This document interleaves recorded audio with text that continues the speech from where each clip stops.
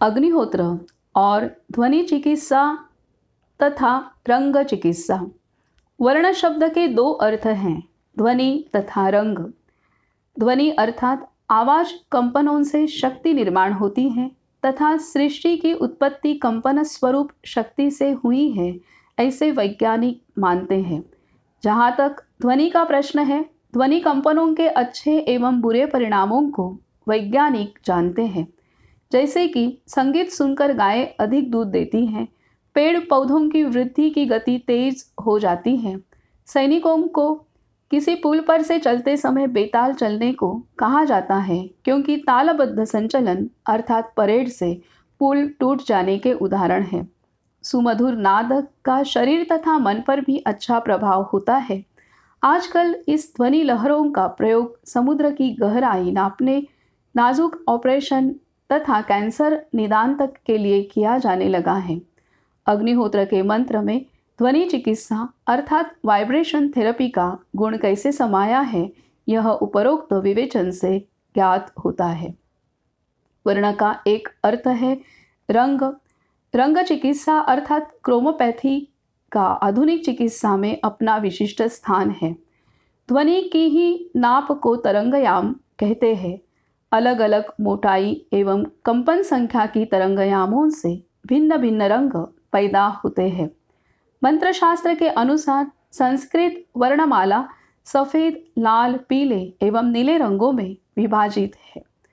हर एक रंग का अलग अलग महत्व तथा चिकित्सा उपयोग है। जैसे लाल रंग ऊष्मा प्रदान करता है, रक्त या चर्म रोगों में अच्छा साबित होता है, जन्मजात उदासीनों को और परिवेश द्वारा सताए निराशावादियों को भी मानसिक ऊर्जा प्रदान करता है। इसी प्रकार से अन्य रंगों का भी महत्व है। अग्निहोत्र द्वारा वातावरण में अनुकूल एवं पोषक तत्व प्रसारित करते समय मंत्रोच्चारण द्वारा आसपास के वायुमंडल में सूक्ष्म ध्वनि कंपन प्रसारित किए जाते हैं और आहुति दी जाती है।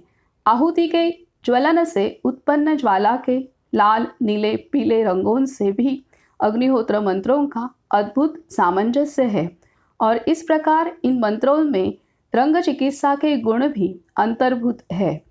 अग्निहोत्र के मंत्रों का उच्चारण करते समय यह ध्यान रहे कि न तो ओठों ही ओठों में बुदबुदाना है और न ही गरजना है।